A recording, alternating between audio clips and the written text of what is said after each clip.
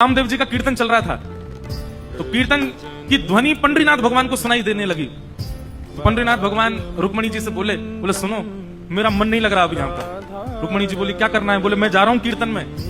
बोले इतने लोग जो दर्शन के लिए आ रहे हैं ये?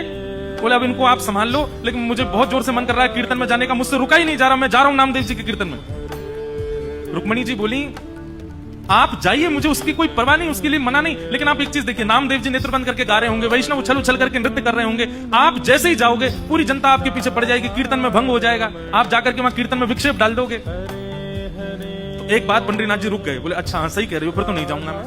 लेकिन जैसे ही नामदेव जी के ऊंचे ऊंचे स्वर सुनाई दें, विठल भगवान खड़े खड़े का मुझसे रुका ही नहीं जा रहा, अब जो होगा देख लूंगा, मैं कोने में खड़ा हो जाऊंगा, लेकिन मुझको जाने दो। रुक्मणी जी बोली जाओ। पंडरीनाथ भगवान पीतांबरी पहने, गले में सुंदर माला है और ये मुकुट धारण किए, मत्स्याकृत मछली के आकार के कुंडल, और दौड़ रहे हैं नामदेव जी के कीर्तन की ओर। असंख्य भीड़ लगी है।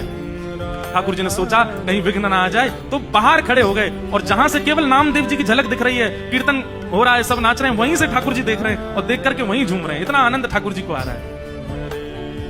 लेकिन झूमते झूमते झूमते झूमते ठाकुर जी को सुध बुध नहीं रही, और ठाकुर जी तो कोने से भीड़ में आ गए।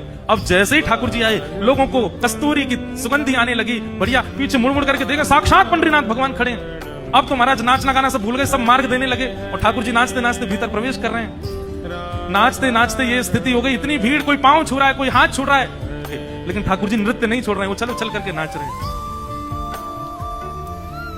नामदेव जी के जब नेत्र खुले और सामने ठाकुर जी को देखा, नेत्र सजल हो गए। जय हो। कभी कभी संशय होता है नाथ, हम आपके भक्त हैं कि आप हमारे भक्त हो? अरे इतना उतावलापन, इतनी उत्सुकता तो किसी भक्त में नहीं होती। वो अपने वस्त्र का भान तो रखता है, आप तो कीर्तन में वस्त्रों का भी भान नहीं रखते ना। ऐसे हमारे श्री पंडरीनाथ और बड़े दयालु ठाकुर जी। तो जनाबाई जैसे ही पहुंची नामदेव जी के घर, वहां नामदेव जी कीर्तन कर रहे थे, वैष्णव नाच रहे हैं, मृदंग लेकर के करताल बजा रहे हैं। तभी जनाबाई को क्या दिखा कि श्वेत श्वेत वस्त्र, श्वेत श्वेत टोपी पहने, सब वार करी, और इनके बीच में एक पीतांबरी पहने और गोल गोल गोल कोई घूम रहा है। जनाबाई 4 दिन से तो दर्शन हुए नहीं थे ठाकुर जी के। गौर से देखा तो महाराज सुंदर ते ध्यान उभे विटेवरी, सुंदर ते ध्यान उभे